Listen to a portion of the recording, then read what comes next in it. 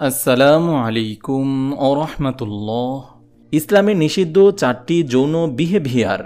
ইদানিং নারী পুরুষের বিবাহিত যৌন জীবনে কিছু কিছু সমস্যা প্রকট আকারে সামনে চলে এসেছে।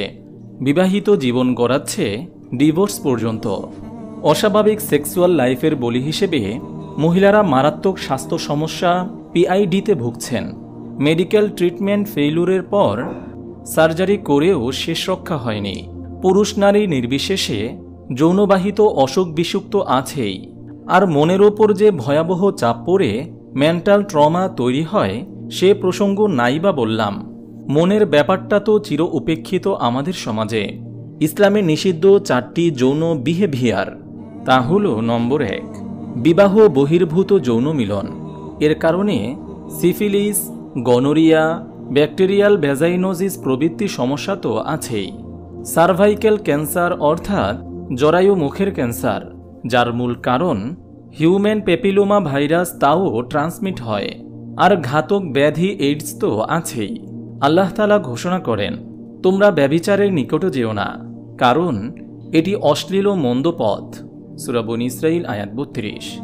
যে মুহাররমাত মহিলার সাথে জিনা করবে তার হুকুম।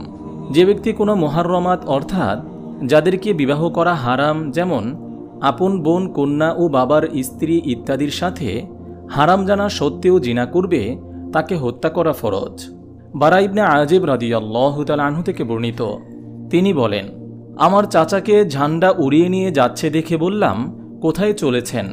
তিনি বললেন, আমাকে রাসূল সাল্লাল্লাহু আলাইহি ওয়াসাল্লাম প্রেরণ করেছেন ওই মানুষের নিকট যে তার বাবার স্ত্রীকে বিবাহ করেছে। রাসূল সাল্লাল্লাহু আলাইহি ওয়াসাল্লাম আমাকে নির্দেশ দিয়েছেন তার গর্দান উড়িয়ে দেওয়ার জন্য এবং সমস্ত সম্পদ বাজেয়াপ্ত করার জন্য। তিরমিজি হাদিস নম্বর 1362।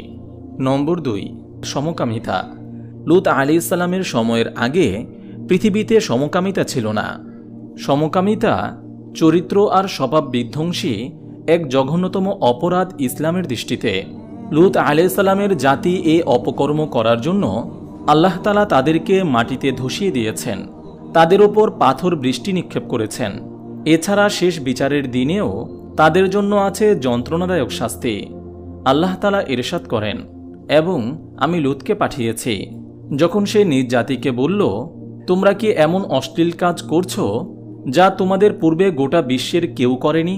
তোমরা তো কামবশত পুরুষের নিকট গমন করো মহিলাদের ছেড়ে, এবং তোমরা সীমা অতিক্রম করছো। সূরা আরফ আয়াত 80-84।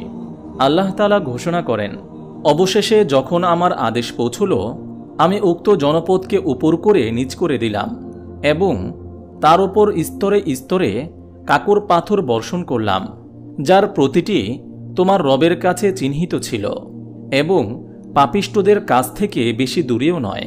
সূরা হুদ আয়াত 82-83। আর রাসূল সাল্লাল্লাহু আলাইহি ওয়াসাল্লাম বলেন, তোমরা লূতের জাতির কর্ম অবস্থায় যাকে পাবে তার কর্তা এবং কর্ম উভয়কে হত্যা করবে।